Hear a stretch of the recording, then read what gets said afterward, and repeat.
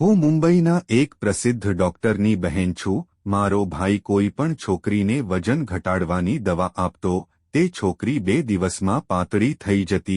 આ જોઈને મને ખૂબ જ આશ્ચર્ય થયું, કારણ કે હું જ્યારે પણ મારા ભાઈની પાસે તે દવા માંગતી તો તે દર મને આપતો નહીં. અને એક દિવસ હું મારા ભાઈના ક્લિનિકમાં વેશ બદલીને ગઈ અને દવા લઈ આવી હતી.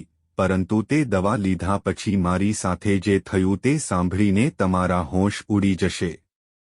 મારું નામ સૌમ્યા છે. હું મુંબઈના એક પ્રખ્યાત ડોક્ટરની બહેન છું. મારા માતાપિતા ઘણા વર્ષો પહેલા ગુજરી ગયા હતા.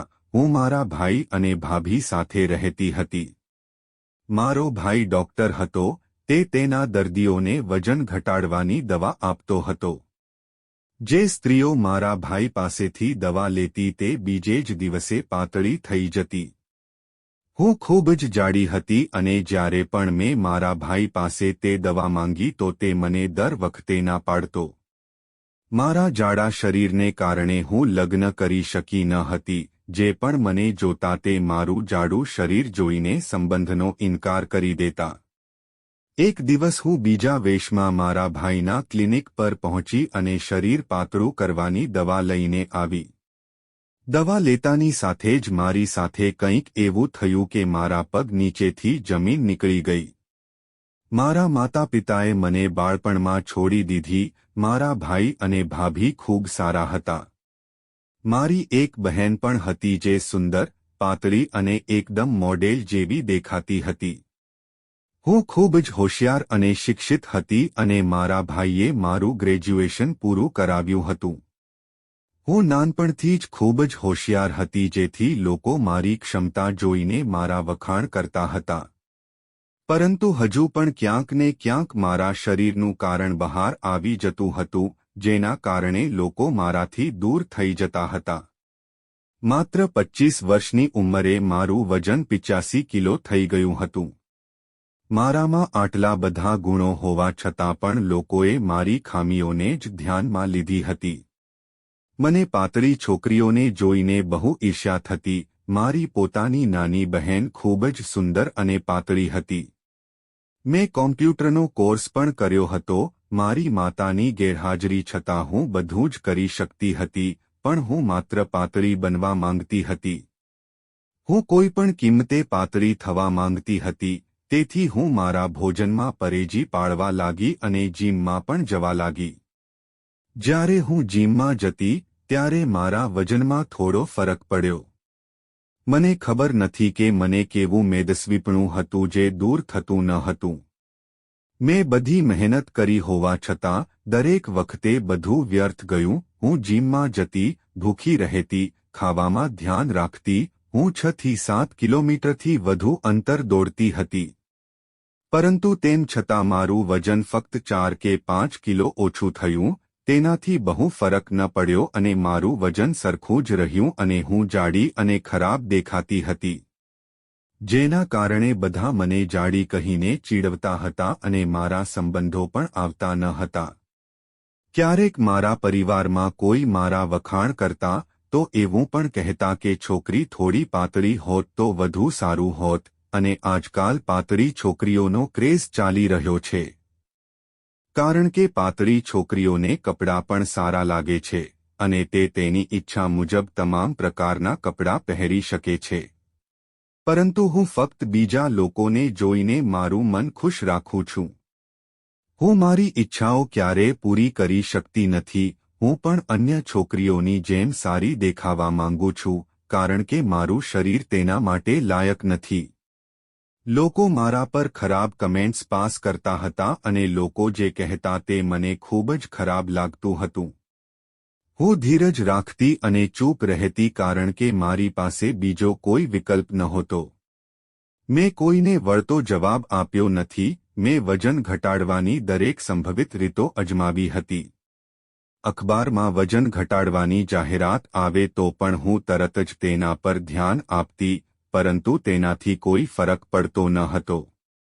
મારી દાદીએ કહ્યું કે હું નાનપણથી જ સ્વસ્થ છું, તેથી મારા પર કોઈ દવા કે સારવાર કામ કરશે નહીં. મારા દાદી મને મારા ખોરાક વિશે ટોણા મારતા હતા, કારણ કે તેમને લાગતું હતું કે હું ખૂબ જ ખાઉં છું, પરંતુ હું સામાન્ય ખોરાક જ ખાતી હતી અને મને વજન ઘટાડવાનું વ્યસન થઈ ગયું હતું અને તેથી જ હું ઓછો ખોરાક લેતી હતી. મારા માતાપિતા મારા બાળપણમાં જ મૃત્યુ પામ્યા હતા. ખરેખર મારા આખા કુટુંબમાં મારા જેટલું જાડું કોઈ નહોતું. મારા માતાપિતા પણ પાતળા હતા. મારો ભાઈ જાડો છે પણ મારા જેટલો જાડો નથી. મારો વજન મારી ઉંમર કરતાં વધારે છે. મને ખબર નથી કે મારો આટલો વધારે વજન કેમ છે. આ મારું દુર્ભાગ્ય છે. મને ખબર નથી કે મારા નસીબમાં શું લખ્યું છે. મારી નાની બહેન ખૂબ જ સુંદર હતી. તે મારાથી 5 વર્ષ નાની હતી. અમે બંને બહેનો વચ્ચે દુનિયાનો તફાવત હતો. અમે બંને એક જ સ્કૂલમાં ભણ્યા, બંને એક જ કોલેજમાં ભણ્યા.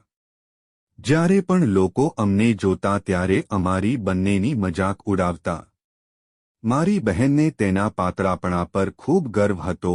મેં મારા ભાઈને ચેતવણી આપી હતી કે જે કોલેજમાં મારી બહેનનું એડમિશન થયું હતું તે જ કોલેજમાં મને એડમિશન ન આપો, કારણ કે મારી બહેનને જોઈને લોકો મને ચીડવતા હતા.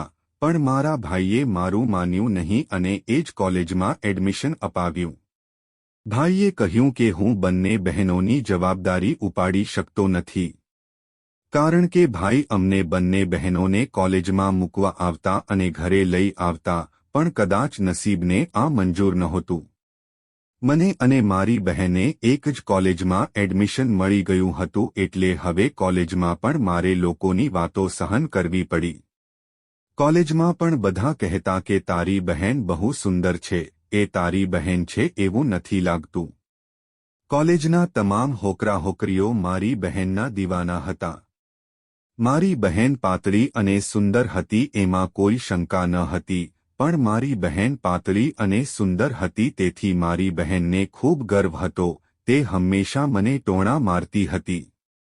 મને મારા જાડાપણા વિશે કહેતી હતી અને તે હંમેશા મને સમજાવતી હતી કે તું ખૂબ જાડી છે, તેથી તારું કંઈ થઈ શકે તેમ નથી, કારણ કે કોઈ પણ રીતે તું છોકરી જેવી નથી દેખાતી.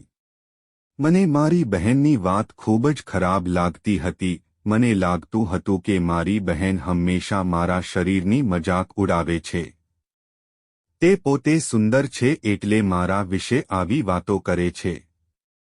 મને તેની સાથે જરાય ગમતું ન હતું. મારી અંદર એક આગ સળગી રહી હતી કારણ કે જ્યારે તમે બીજામાં એવું કંઈક જુઓ છો જે તમારામાં નથી હોતું, તેથી હું દરેક પાતળી છોકરીને નફરત કરતી હતી અને સૌથી વધુ હું મારી બહેનને ધિક્કારતી હતી, કારણ કે તેને તેના પાતળા હોવા પર ખૂબ ગર્વ થતો હતો. હું ગમે તેટલી શિક્ષિત અને હોશિયાર હોઉં, મારી જાડાઈને કારણે લોકો હંમેશા મારામાં ખામીઓ શોધતા હતા અને હું હંમેશા મારી જાતને દિલાસો આપતી હતી કે એક દિવસ બધું સારું થઈ જશે. એક દિવસ હું પણ અન્ય પાતળી છોકરીઓની જેમ પાતળી દેખાઈશ અને મારા બધા શોખ પૂરા કરીશ અને દરેક પ્રકારના કપડાં પહેરીશ. પરંતુ લોકો ક્યારે એવું નથી વિચારતા કે મારામાં એક ખામી છે, પણ મારામાં ઘણા બધા સારા ગુણ છે. હું મારા જીવનથી ખૂબ જ કંટાળી ગઈ હતી અને પરેશાન થઈ ગઈ હતી અને ધીમે ધીમે લોકોના શબ્દો મને કડવા લાગવા લાગ્યા હતા. મેં મારી બહેન સાથે ક્યારેય પ્રેમથી વાત પણ નથી કરી. હું હંમેશા મારો ગુસ્સો તેના પર ઉતારતી હતી. હું હંમેશા મારી બહેન સાથે ખોટું વર્તન કરતી હતી કારણ કે તેનું વર્તન પણ મારી સાથે ખોટું હતું. પરંતુ મારી બહેને મારી સાથે ક્યારેય વાંધો ન લીધો. હું તેને જેટલી ચીડવતી તે મને વધુ ચીડવતી. કદાચ આ જ બહેનોનો પ્રેમ છે, પણ જો બહેનોનો પ્રેમ આવો હોય છે ત્યારે મારી બહેન મારી નબળાઈનો ફાયદો ઉઠાવીને બીજાની સામે મને અપમાનિત કેમ કરતી હતી? મારી બહેન હંમેશા મને અપમાનિત કરવામાં વ્યસ્ત રહેતી હતી. ધીમે ધીમે જીવન આમ જ પસાર થઈ રહ્યું હતું, પરંતુ એક દિવસ મારા માટે ખૂબ જ ખાસ આવ્યો. આજે મારી ભાભીએ પંડિતજીને સંબંધ બાંધવા માટે ઘરે બોલાવ્યા હતા અને તેમને કહ્યું હતું કે તમે એક સારા સંબંધની શોધ કરો. મેં મારી ભાભીને પહેલેથી જ કહી દીધું હતું કે મારે ગરીબ ઘરમાં લગ્ન કરવા નથી. હું સમૃદ્ધ પરિવારમાં લગ્ન કરવા માંગુ છું અને મારી ભાભીએ પણ પંડિતજીને આ જ વાત કહી હતી. હું મારા મોટા ભાઈ કરતાં નાની હતી અને હવે મારો લગ્ન કરવાનો વારો હતો.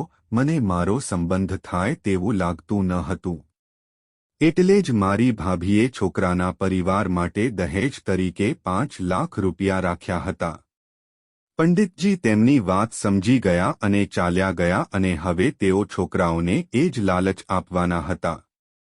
આ બહાને ભાભીએ મને કહ્યું હતું કે હવે તું ગમે તેટલું જલ્દી વજન ઉતારવાનો પ્રયત્ન કરજે અને હવે કોઈક રીતે તમારા શરીરને પાતળું બનાવો જેથી તમારા માટે સારો સંબંધ આવી શકે. ભાભીનો અર્થ સમજીને મેં પણ વિચાર્યું કે આ કરવું સારું રહેશે. વજન ઓછું કરવા માટે મારે કંઈક કરવું પડશે. તેથી મારે મારી બહેનને પણ મદદ કરવી પડી કારણ કે મારી બહેન પણ મને ટેકો આપી શકે. અમારા પડોશમાં શ્રદ્ધા ભાભી રહેતી હતી.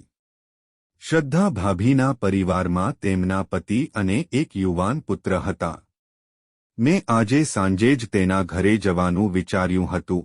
પછી સાંજે હું શ્રદ્ધા માસીના ઘરે ગયા કારણ કે તેનો યુવાન પુત્ર ખૂબ જ સ્માર્ટ હતો અને તે તેના પુત્ર માટે સંબંધ શોધી રહી હતી. શ્રદ્ધા આંટી મને તેમની નજીક જોઈને ખૂબ જ ખુશ થયા કારણ કે તેમને મારું વર્તન ખૂબ જ ગમ્યું. મેં વિચાર્યું કે જેમ શ્રદ્ધા આંટીને મારું વર્તન ગમ્યું હતું તેમ તેણે પણ મને તેના પુત્ર માટે ગમવી જોઈએ.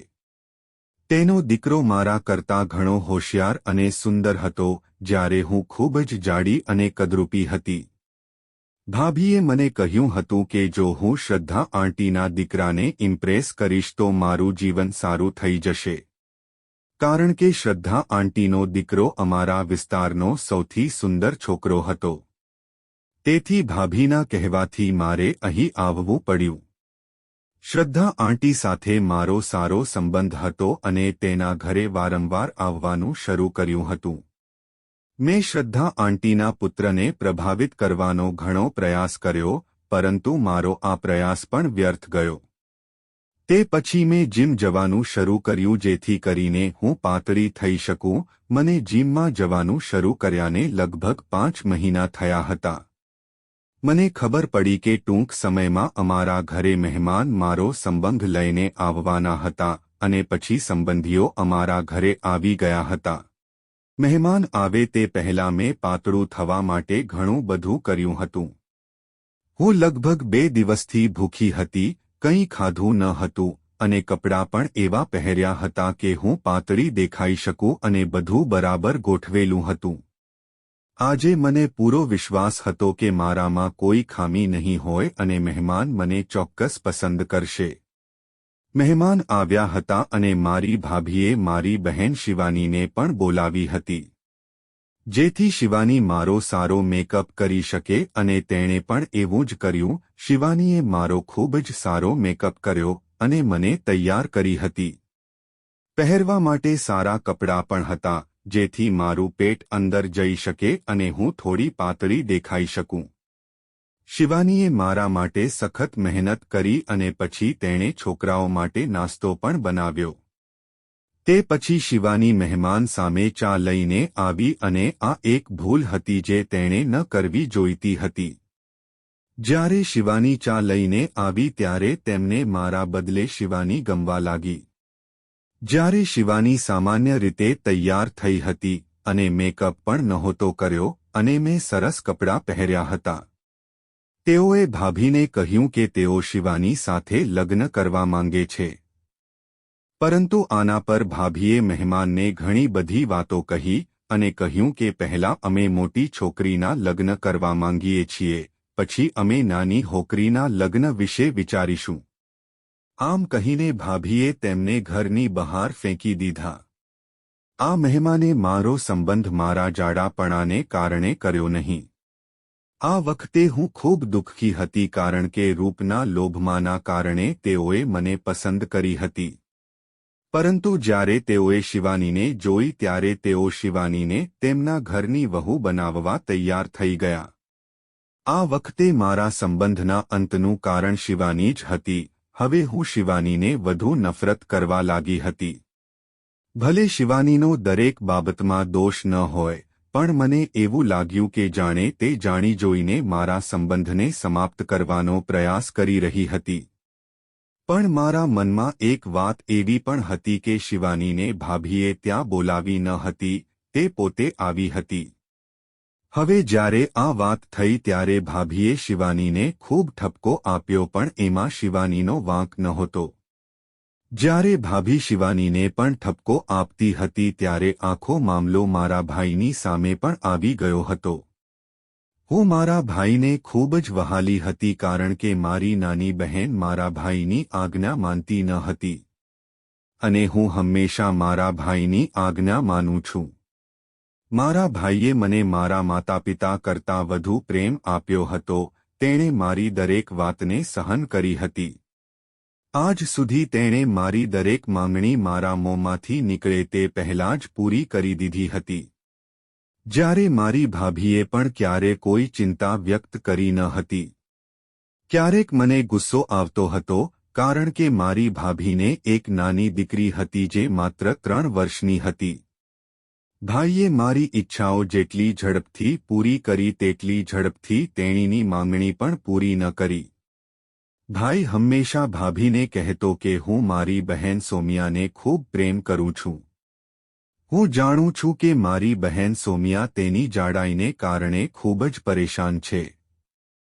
તેથી હું મારી બહેનની ઈચ્છા પૂરી કરવા માંગુ છું અને તેના લગ્ન સારા પરિવારમાં કરાવવા માંગુ છું, જેથી મારી બહેનનું ઘર સારી જગ્યાએ સેટલ થઈ શકે.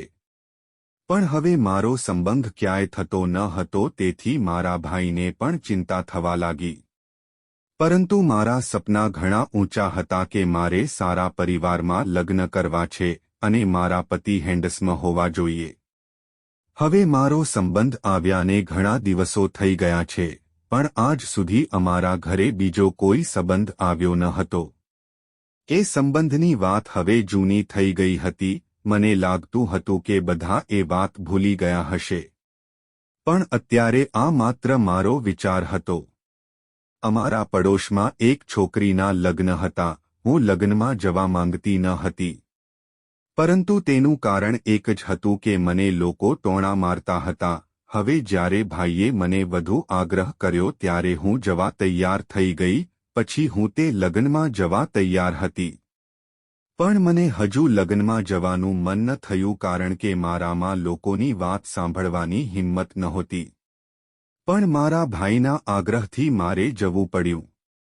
ભાભીએ કહ્યું કે તમે પણ મારી સાથે આવો, તમે મારી દીકરીનું ધ્યાન રાખજો. તેણે કહ્યું કે લગ્નમાં લોકો છોકરીઓ પસંદ કરે છે. જ્યારે લોકો છોકરીઓને પસંદ કરે છે અને તેમના ઘરે સંબંધ લઈને જાય છે, તો અહીં તમારો પણ સંબંધ થઈ શકે છે. મારા મગજમાં માત્ર આ લોભ આવ્યો હતો અને પછી હું લગ્નમાં જવા માટે તૈયાર થઈ હતી. પરંતુ ત્યાં ગયા પછી મને ખબર પડી કે મારાથી મોટી ભૂલ થઈ ગઈ છે. મારે લગ્નમાં ન આવવું જોઈતું હતું. તેનું સૌથી મોટું કારણ મારા એ જ સંબંધી હતા જેણે શિવાનીના કારણે મને રિજેક્ટ કરી હતી. વિસ્તારના બધાને ખબર પડી કે મારી બહેનના કારણે મારો સંબંધ થયો ન હતો. વિસ્તારના બધાને ખબર પડી ગઈ હતી કે મારી બહેનના કારણે મારો સંબંધ ખતમ થયો છે.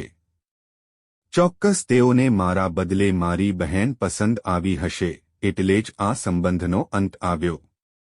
આ લોકોના ટોણા મારા માટે નવા નહોતા, બલકે લોકોના ટોણા સાંભળીને હું કંટાળી ગઈ હતી.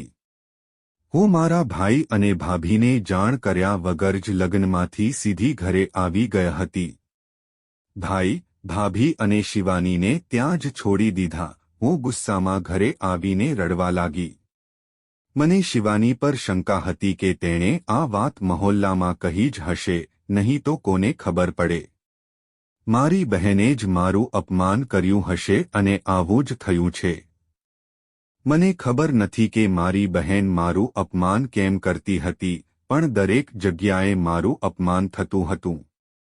આ વિચાર મારા મનમાં એવી રીતે વસી ગયો હતો કે જાણે મારી પોતાની બહેન મારી દુશ્મન હોય, કારણ કે તેણે મારી સાથે દુશ્મની કરી હતી અને કેમ નહીં, મારી બહેન બધે મારું અપમાન કરતી હતી. અને તે દિવસથી મારી બહેન પ્રત્યેનો મારી નફરત વધી ગઈ હતી અને હવે તે ચરમસીમાએ પહોંચી ગઈ હતી. જે લોકો મારા સંબંધો માટે આવતા હતા તેઓ મારી બહેન શિવાનીને જ પસંદ કરીને જતા રહ્યા હતા. અને મેં પોતે છોકરાઓ પાસેથી આ સાંભળ્યું હતું કે તેઓ મારી બહેન શિવાની વિશે પહેલાથી જ જાણતા હતા કે તે સુંદર છે અને હું ખૂબ જ જાડી છું.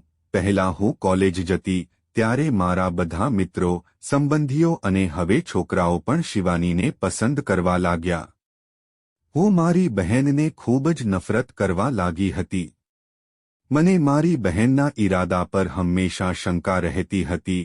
હું મારી બહેનને મારી સૌથી મોટી દુશ્મન માનતી હતી. આવું થતું જ રહ્યું અને અમે બંને બહેનો એકબીજા સાથે લડતી રહી. મેં મારો ગુસ્સો મારી એક મિત્ર પર ઠાલવ્યો હતો. જ્યારે મેં મારી સમસ્યા મારા મિત્રને કહી તો તેણે પણ કહ્યું કે તારી બહેન ખૂબ જ સુંદર અને પાતળી છે. શ્રદ્ધા આંટીએ પણ શિવાનીનો સંબંધ તેના પુત્ર માટે અમારા ઘરે મોકલ્યો હતો. હવે હું મારી બહેનથી દૂર જવા લાગી. મારી મિત્ર પણ મારી બહેન શિવાનીના વખાણ કરતી હતી. તેને મારી પરવા ન હતી. પાતળા લોકોના વખાણ સાંભળીને મને બહુ ખરાબ લાગતું. શું મારી મિત્ર પણ મારી મજાક કરવા માંગતી હતી? બધાને લાગતું હતું કે હું બહુ જાડી છું, તો એમાં મારો શું વાંક, કારણ કે હું પોતે જાડી બનવા માંગતી ન હતી. હવે જ્યારે હું જાડી થઈ ગઈ છું તો અત્યારે મને ખબર નથી પડતી કે મને કઈ સજા આપવામાં આવી રહી છે. હું ગુસ્સામાં મારા મિત્રનું ઘર છોડીને ઘરે ગયા અને મારા ભાઈ અને ભાભીને આ બધું કહ્યું કે શિવાનીના કારણે મારું અપમાન થાય છે. જો તે પાતળી છે તો મારો શું વાંક, અને જો હું જાડી છું તો તેમાં મારો પણ શું વાંક? લોકો મને કેમ રિજેક્ટ કરે છે? મારી બધી વાત સાંભળીને ભાઈ ચૂપ થઈ ગયા. મેં ભાઈને કહ્યું, ભાઈ તમે મારા માટે કંઈ પણ કરો પણ મારે પાતળું થવું છે. જો હું પાતળી ન થઈ શકું તો હું ઈચ્છું છું કે બધી છોકરીઓ મારી જેમ જાડી થાય. જો બધી છોકરીઓ જાડી થઈ જશે તો કોઈ મારું અપમાન નહીં કરે. મારી વાત સાંભળીને મારા ભાઈ અને ભાભી ખૂબ હસવા લાગ્યા. જ્યારે બંને જણા કહેવા લાગ્યા કે તમે કેવી વાત કરો છો, તમે જે વિચારી રહ્યા છો એવું કંઈ જ ન હોઈ શકે. તું પાતળી નથી તો એમાં બીજાનો શું વાંક છે? તેઓ મારો ચહેરો સુધારવાની કોશિશ કરી રહ્યા હતા અને મારી સાથે હસવા અને મજાક કરવા લાગ્યા. બંનેએ મારો ગુસ્સો મટાડ્યો અને ફક્ત મારા ભાઈ અને ભાભી જ આ કરી શકે છે. કારણ કે મારો ભાઈ અને ભાભી સારા છે. દુનિયામાં તે બંને હતા જે મારી બધી સમસ્યાઓને સમજતા હતા અને બંનેએ મને હંમેશા ખુશ રાખવાનો પ્રયત્ન કર્યો હતો. મારા ભાઈ અને ભાભી વિશ્વના શ્રેષ્ઠ ભાઈ ભાભી હતા જેમણે મને મારા માતાપિતાનો પ્રેમ આપ્યો અને મને ક્યારેય માતાપિતાની કમી અનુભવવા ન દીધી. બંને બહેનોનો ઉછેર ખૂબ જ પ્રેમ અને સ્નેહથી થયો હતો. હું હંમેશા મારા ભાઈ અને ભાભી સાથે તેમની જેમ જ વર્તતી હતી. શિવાનીને ભાઈ ભાભીએ જે કહેતા તે સાંભળતી નહીં, પરંતુ હું હંમેશા તેના આદેશનું પાલન કરતી. લોકોની વાતો અને બધી વાતોથી કંટાળીને મેં મારા ભાઈ અને ભાભીને કહી દીધું હતું કે હવે તે મારા લગ્નનો વિચાર પોતાના મનમાંથી કાઢી નાખે. કારણ કે આ રીતે હું ક્યારેય લગ્ન નહીં કરું, કારણ કે હું ક્યારેય લગ્ન કરી શકીશ નહીં. અને આ જાડાપણાને કારણે હું ક્યારેય લગ્ન કરી શકીશ નહીં. પહેલાં તો ભાઈએ મને આ બાબતે ખૂબ ઠપકો આપ્યો, પણ જ્યારે ભાભીએ ભાઈને સમજાવ્યો તો તે ચૂપ થઈ ગયો. પણ હું પણ તેની સાથે આવી વાત કરીને ખૂબ નારાજ થઈ ગયા. હું ખૂબ જ ચિંતિત થવા લાગી પરંતુ તેમની પાસે મારી સમસ્યાનો કોઈ ઉકેલ નહોતો. કારણ કે આખરે હું પણ એક માણસ હતી અને હું મારા ભાઈની સૌથી પ્રિય વ્યક્તિ હતી. મારો ભાઈ પણ કોઈ રીતે મારી સમસ્યાનો અંત લાવવા ઈચ્છતો હતો, પરંતુ મારા શરીરની જાડાઈનો અંત લાવવાનું કોઈના હાથમાં નહોતું. પણ હવે મેં લોકોની સામે આવવાનું બંધ કરી દીધું હતું, કારણ કે હું મારી સ્થૂળતા વિશે હવે કોઈને કહી શકતી ન હતી. લોકોના આવા વર્તનથી મને દુઃખ થતું. મારા માટે કોઈ સંબંધ ન આવે એવું વિચારવું સારું હતું, કારણ કે જો મારા નસીબમાં લગ્ન કરવાનું લખેલું હોય તો તે ઘણા સમય પહેલા થઈ ગયું હોત. હવે મેં મારા જીવનનો નિર્ણય મારા ભાગ્ય પર છોડી દીધો હતો, નહીંતર મેં મારી જાડાઈ ક્યારેય છોડી ન હોત. હું પાતળી બનવાની કોશિશ કરતી રહેતી, કારણ કે મને લાગ્યું કે એક દિવસ હું ચોક્કસપણે પાતળી થઈ જઈશ અને મારી લાઈફ પ્લાનિંગમાં વ્યસ્ત રહેવા લાગી. હું ઘરના કામો પર ખૂબ ધ્યાન આપતી હતી અને મેં મારી બહેન સાથે વાત કરવાનું સંપૂર્ણપણે બંધ કરી દીધું હતું, કારણ કે હું તેને નફરત કરવા લાગી હતી અને હવે ભાઈ ભાભીએ પણ મારા માટે સંબંધો જોવાનું બંધ કરી દીધું હતું. મારો ભાઈ ડોક્ટર હતો, તેનું ક્લિનિક અમારી શેરીના ખૂણા પર જ હતું. મારા ભાઈની દવાથી લોકોમાં ઘણો ફરક પડતો. મારા પોતાના વિસ્તાર ઉપરાંત અન્ય વિસ્તારના લોકો પણ મારા ભાઈ પાસે દવા લેવા આવતા. લોકો દૂર દૂરથી તેમની સારવાર કરાવવા આવતા હતા. મારા ભાઈ અમારા વિસ્તારના પ્રખ્યાત ડોક્ટર હતા. લોકો મારા ભાઈના ખૂબ વખાણ કરતા હતા અને આજ સુધી અમે બીજા કોઈ ડોક્ટર પાસે ગયા નથી. ઘરમાં અમારામાંથી કોઈ બીમાર પડે તો અમે મારા ભાઈ પાસેથી દવા લઈ લેતા અને તેની સારવાર કરીને સાજા થઈ જતા.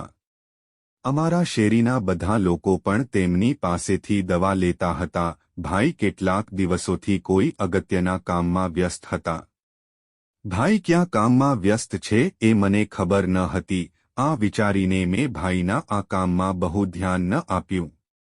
પણ કદાચ ભાઈ કોઈ નવી દવા તૈયાર કરી રહ્યા હતા, જેના માટે તેમણે શહેરના એક બહુ મોટા ડોક્ટરનો સંપર્ક કર્યો હતો. પરંતુ મને અમારા વિસ્તારના લોકો પાસેથી જાણવા મળ્યું કે મારા ભાઈ પાસે એવી દવા છે જે લેવાથી વ્યક્તિનું વજન ઘટે છે અને જાડી વ્યક્તિ પાતળી થઈ જાય છે. આનો મતલબ એ થયો કે ભાઈ જે કામમાં આટલા દિવસોથી વ્યસ્ત હતા તે એ હતું કે જો ખરેખર ભાઈ પાસે પાતળા થવાની દવા હતી તો તેણે મને કેમ ના આપી. મને આ દવાની સૌથી વધુ જરૂર હતી અને મારો ભાઈ આ વાત સારી રીતે જાણતો હતો. આ દવા આવ્યા પછી ભાઈએ મને સૌથી પહેલા આપવી જોઈતી હતી, પણ ભાઈએ મને તેના વિશે કશું કહ્યું ન હતું.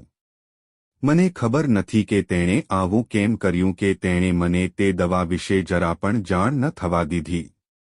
કોઈ પણ જાડી છોકરી જે મારા ભાઈ પાસેથી પાતળા થવાની દવા લે છે તે 1 મહિનામાં પાતળી થઈ જતી. મતલબ કે ભાઈએ બનાવેલી દવાએ ખરેખર કામ કર્યું, પણ મારા મનમાં એક જ પ્રશ્ન ઊભો થતો હતો કે ભાઈએ મને તે દવા કેમ ન આપી.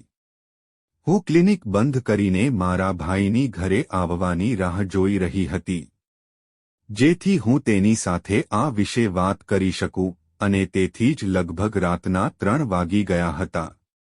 પરંતુ ભાઈ હજી પણ તેનું ક્લિનિક બંધ કરીને ઘરે આવ્યા ન હતા. હાલમાં 3:30 વાગ્યાની આસપાસ ભાઈ ઘરની અંદર આવ્યો હતો.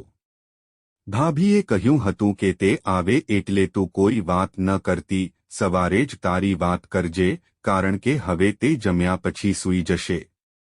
અને મેં પણ એવું જ કર્યું. હું મારા રૂમમાં સૂઈ ગઈ હતી અને સવાર થવાની રાહ જોતી હતી. જ્યારે દિવસ ઉગ્યો ત્યારે મેં સૌથી પહેલું કામ મારા ભાઈ સાથે વાત કરવાનું કર્યું. મેં તેને પૂછ્યું, મને તમે દવા આપો જે તમે બીજી મહિલાઓને આપો છો, પણ ભાઈએ મને તે દવા આપવાની ના પાડી.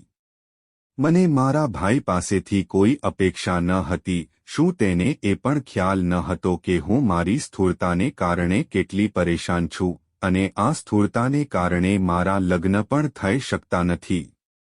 લોકો આવતા હતા અને મને નકારતા હતા અને જતા રહ્યા હતા અને મારું અપમાન થતું હતું.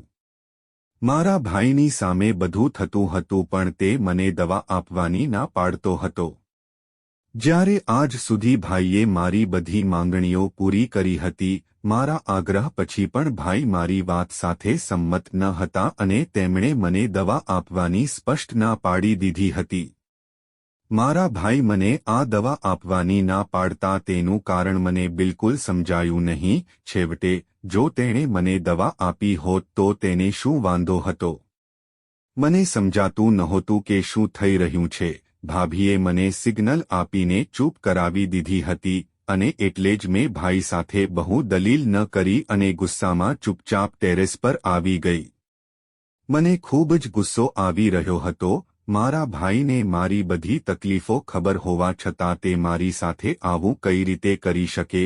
તે મારી દરેક માંગણી પૂરી કરતો અને આજે જ્યારે મને જે જોઈએ તે મળ્યું નહીં. મારા ભાઈ પાસે મારી દવા હાજર છે, તેમ છતાં તે મને તે દવા આપવાનો ઇનકાર કરે છે. કારણ કે હું જાણતી હતી કે આ દવા 1 મહિનાની અંદર મને પાતળી બનાવી શકે છે, તેથી હું આ દવા ખરીદવા માટે વધુ ઉતાવળમાં હતી. મારી પાસે બીજો કોઈ વિકલ્પ ન હતો, તેથી હું પણ હાર સ્વીકારવાની ન હતી, જેથી મારું આ જાડું શરીર પાતળું થઈ શકે. જો હું પાતળી થઈ જઈશ તો પછી મારી બાકીની ચિંતાઓ સમાપ્ત થઈ જશે, જેથી લોકો મને પસંદ કરશે. બસ આ બધું વિચારીને હું એ દવા લેવાનું વિચારી રહી હતી. ભાઈ પાસેથી દવા કેવી રીતે લેવી તેનો પ્લાન બનાવી રહી હતી. જો હું પાતળી થઈ જઈશ તો બધાની આંખો મને જોઈને ખુલ્લી થઈ જશે. બધા મારી પાછળ જ હશે કારણ કે મને લાગતું હતું કે આ સ્થૂળતા પછી મારામાં બીજી કોઈ ખામી નથી. બસ એટલું જ કે મારું શરીર ખૂબ જ જાડું થઈ ગયું છે. હું તે હોશિયાર હતી અને મારો ચહેરો પણ ખૂબ જ સુંદર હતો. પરંતુ આ મારી સૌથી મોટી ગેરસમજ સાબિત થઈ કારણ કે દરેક મનુષ્ય સંપૂર્ણ રીતે પરફેક્ટ નથી હોતો. કારણ કે દરેક મનુષ્યમાં કેટલીક ખામીઓ અને ખરાબીઓ ચોક્કસપણે જોવા મળે છે. પણ ક્યારેક આપણે માણસો આ વાતને નજરઅંદાજ કરી દઈએ છીએ. મારી આ યોજનાનો ઉપયોગ કરીને હું તે દવા મેળવવાના પ્લાનમાં આગળ વધી.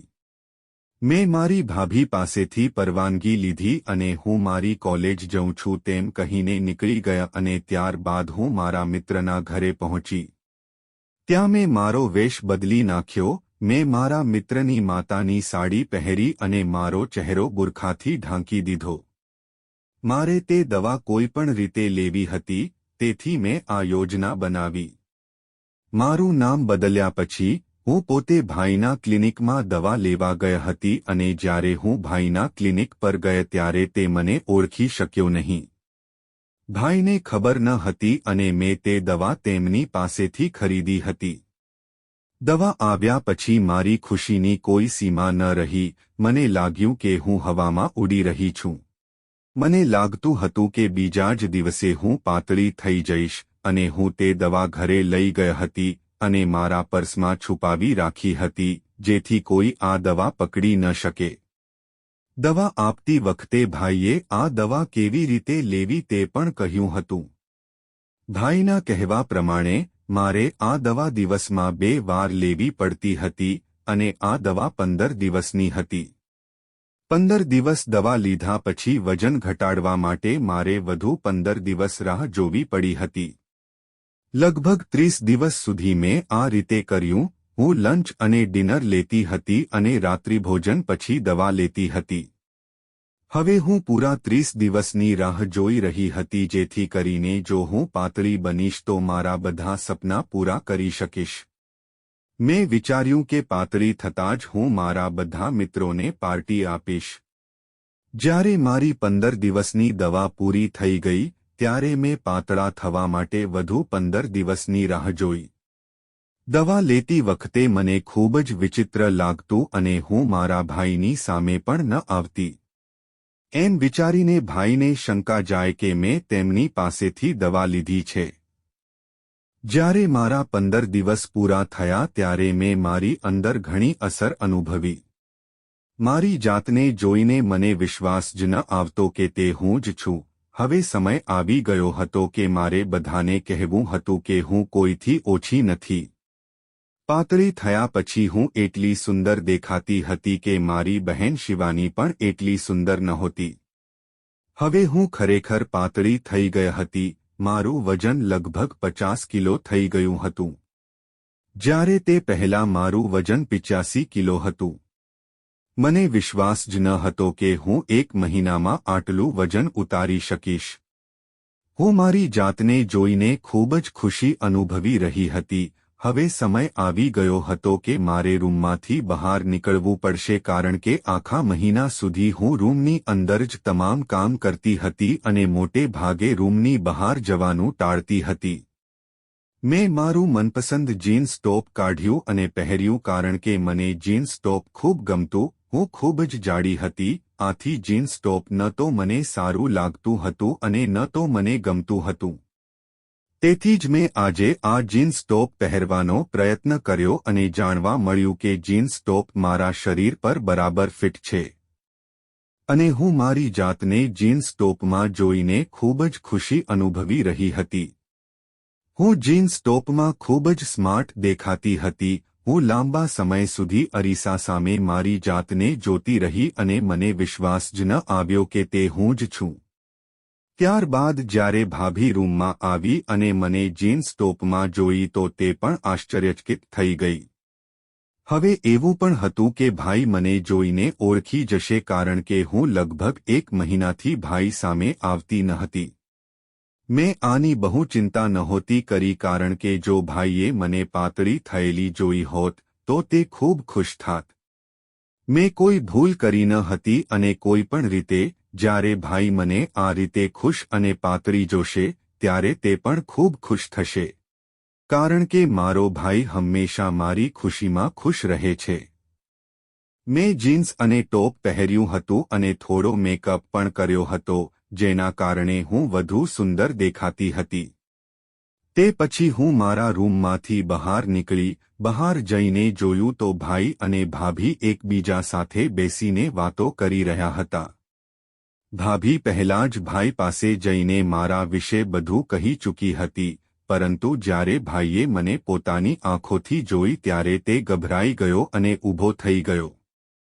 એટલે કે ભાભીએ જે કહ્યું તે તેણે માની લીધું અને મારી સામે જોયું. તે આશ્ચર્યચકિત થઈ ગયો અને તે પણ સમજી ગયો કે મેં તેના દ્વારા તૈયાર કરેલી દવાનો ઉપયોગ કર્યો છે. હું ભાઈના ચહેરા પર એક વિચિત્ર ડર અનુભવી રહી હતી, જે મેં આજ પહેલા ક્યારેય જોયો ન હતો. એ પછી ભાઈએ ગભરાઈને મને પૂછ્યું, સૌમ્યા, તે મારી દવા તારા પર વાપરી છે?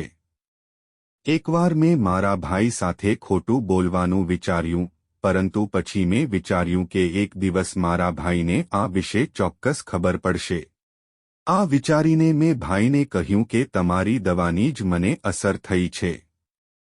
જેના કારણે ભાઈને ખૂબ જ ગુસ્સો આવ્યો અને તે અચાનક સોફા પર બેસી ગયો. એવું લાગ્યું કે તે ઘણા ટેન્શનમાં છે. હું સમજી શકતી ન હતી કે ભાઈ આ રીતે શા માટે પ્રતિક્રિયા આપે છે. આખરે મેં વજન ઘટાડવાની દવા લીધી હતી અને એવું હતું કે ઘણી છોકરીઓ અને સ્ત્રીઓ મારા ભાઈ પાસેથી તે દવા ખરીદતી હતી. તે લોકો પણ પાતળા થઈ જતા હતા, તેથી ભાઈ જે અત્યારે કરી રહ્યા હતા તે કરવાની જરૂર ન હતી. ભાભી પણ આ જ વિચારી રહી હતી. પછી તેણે હિંમત એકઠી કરીને ભાઈને પૂછ્યું કે સૌમ્યાને જોઈને આટલા બધા ટેન્શનમાં કેમ આવી ગયા છો? શું થયું છે? પણ ભાઈએ ભાભીની વાતને અવગણીને મારી સામે જોયું. તેણે પૂછ્યું, તે દવા તમને ક્યાંથી મળી? હવે ભાઈથી કંઈ છુપાવવાનો કોઈ ફાયદો ન હતો, તેથી મેં તેને બધું સાચું કહ્યું. હું કેવી રીતે વેશ બદલીને ભાઈના દવાખાને ગઈ હતી અને વજન ઘટાડવાની દવા લાવી હતી. મારી વાત સાંભળીને ભાઈની આંખમાં આંસુ આવી ગયા અને તેણે કહ્યું, સૌમ્યા, તે શું કર્યું? મેં તેને આજ કરતાં વધારે ચિંતિત ક્યારેય જોયો ન હતો. મને પણ ચિંતા હતી કે ભાઈ પરેશાન છે, કારણ કે મેં કોઈ ભૂલ કરી હશે. ભાઈની હાલત જોઈને હું પણ એવું જ અનુભવી રહી હતી. જ્યારે ભાભીએ ભાઈને આરામ કરવા કહ્યું અને તેની સમસ્યાનું કારણ પૂછ્યું, ત્યારે ભાઈએ કહ્યું કે વજન ઘટાડવા માટે મેં જે દવા તૈયાર કરી છે તે સૌમ્યા માટે ન હતી. બસ આટલું કહીને ભાઈ ઘરની બહાર નીકળી ગયા અને તેમની પાછળ ભાભી અને હું આશ્ચર્ય પામી રહ્યા હતા કે ભાઈએ જે કહ્યું તેનો અર્થ શું છે। આખો દિવસ ભાઈની રાહ જોઈને વીતી ગયો હતો અને ભાઈ આખો દિવસ ઘરે પાછો આવ્યો ન હતો અને હવે રાત થવા આવી હતી પણ ભાઈ ક્યાં ગયો તેની હજુ કોઈ જાણ નહોતી। આખરે રાત્રે 1 વાગે ભાઈ ઘરની અંદર આવ્યો। ત્યારબાદ ભાભી ભાઈ પાસે ગઈ અને તેને પૂછ્યું કે તમે આખો દિવસ ક્યાં હતા અને આખો દિવસ ઘરે કેમ આવ્યા નહીં। જ્યારે આજે ભાઈ તેના ક્લિનિકમાં પણ નહોતો તો પછી ભાઈ ક્યાં ગયો હશે। ભાભીની વાતને અવગણીને ભાઈ સીધો તેના રૂમ તરફ ગયો।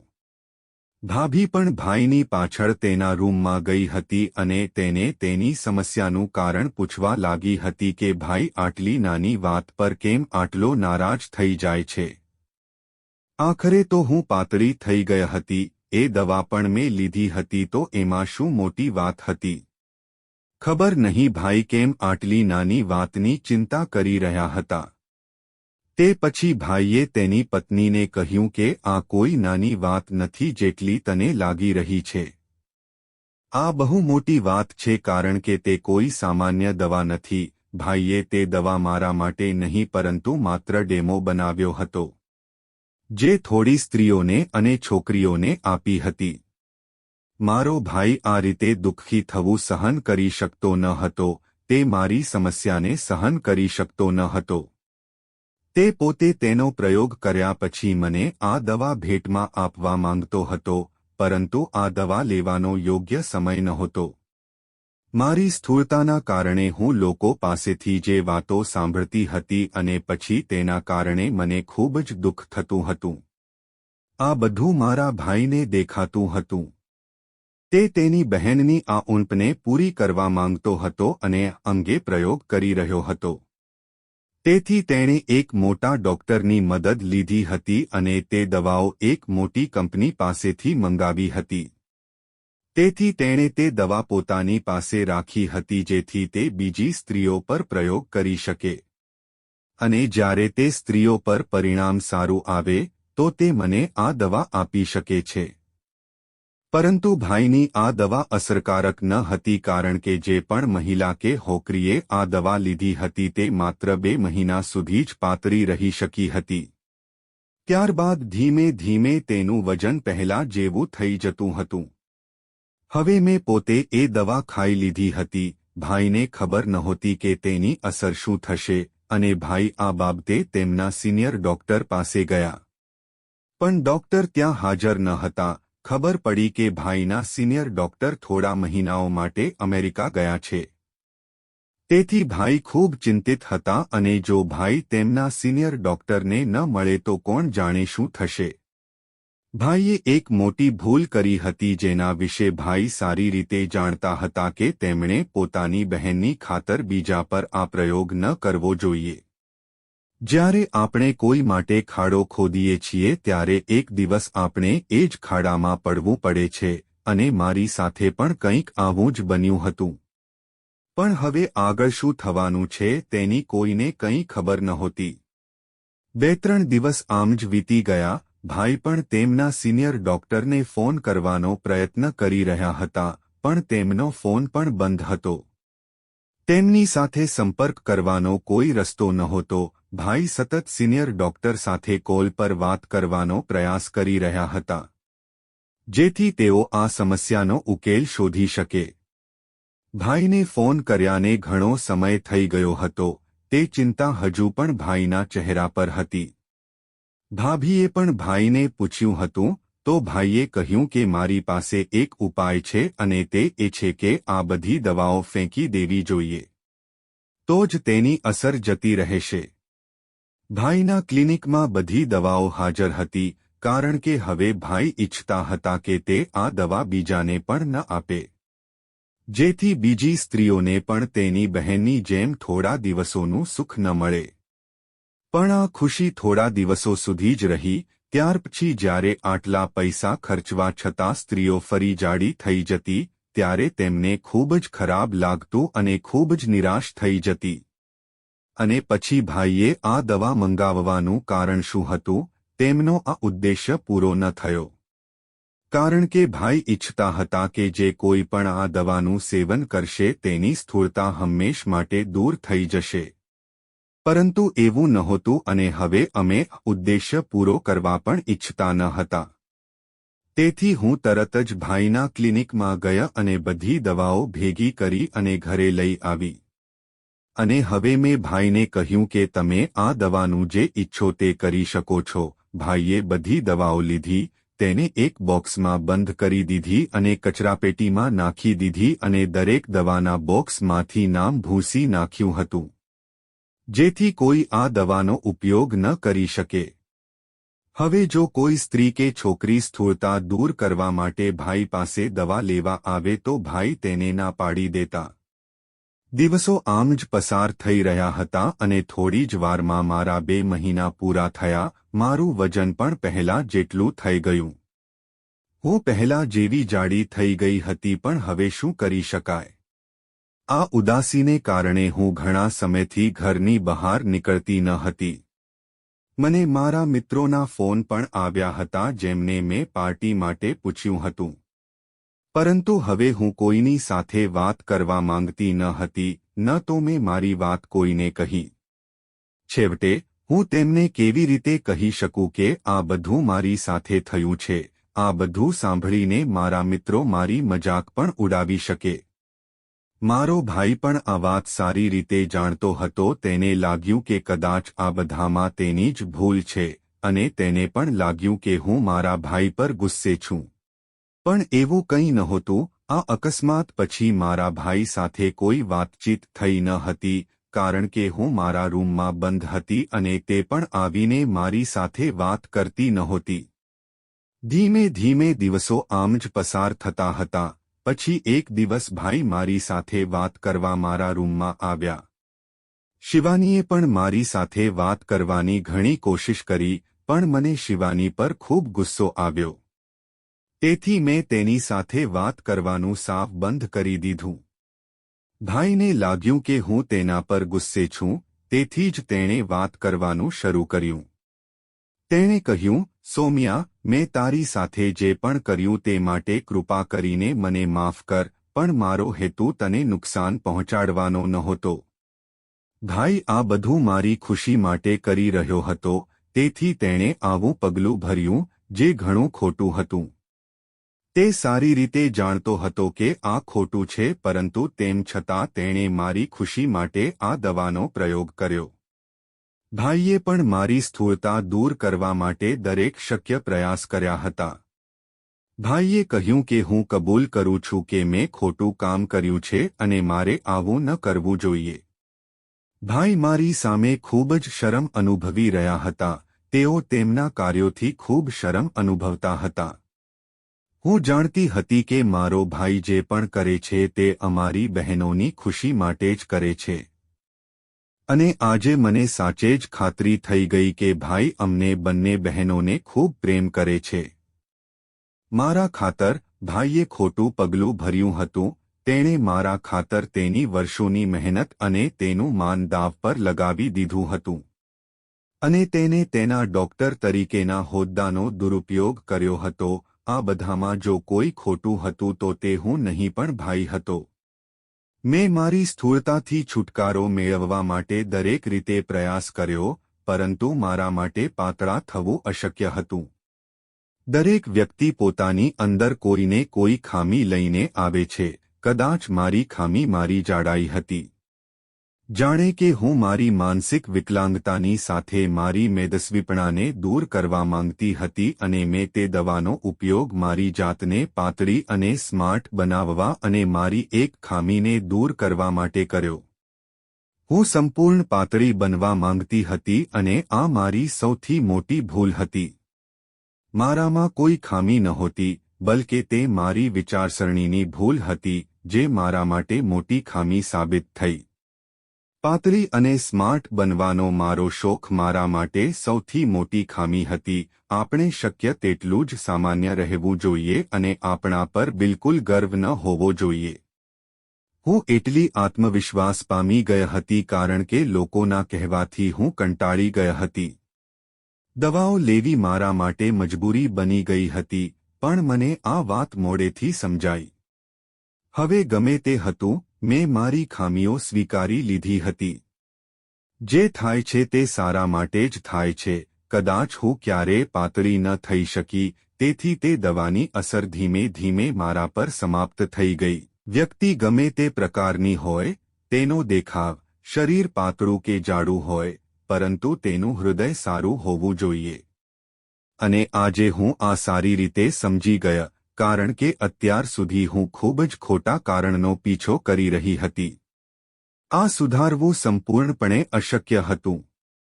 હું ક્યારેય પાતળી ન થઈ શકું. મારા માટે મારી જાડાઈ શ્રેષ્ઠ છે. આખરે ભગવાને મને કોઈ કારણસર જાડી બનાવી હશે, તો પછી મારે પાતળા થવાની શી જરૂર હતી?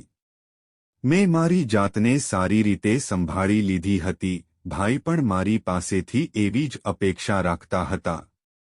તેથી હવે તે પણ ખુશ રહેવા લાગ્યો, અને તેણે મને પ્રેમથી આશીર્વાદ આપ્યા અને પ્રેમથી તે મને કહેવા લાગ્યો કે આજ સુધી હું તને કંઈ પણ સમજાવી શક્યો નહીં. પરંતુ આજે તેણે મને શીખવ્યું. મારા આ નિવેદનથી તે ખૂબ જ ખુશ હતો અને શિવાનીએ મારી માફી પણ માંગી હતી. તેણીએ આજ સુધી જે પણ કર્યું છે તેના માટે મેં ફરીથી લોકોનો સામનો કરવાનું શરૂ કરી દીધું હતું, અને હવે મને લોકોના ટોણાનું ખરાબ નથી લાગતું અને હવે શિવાની સાથે મારો ક્યારેય ઝઘડો પણ નથી થયો.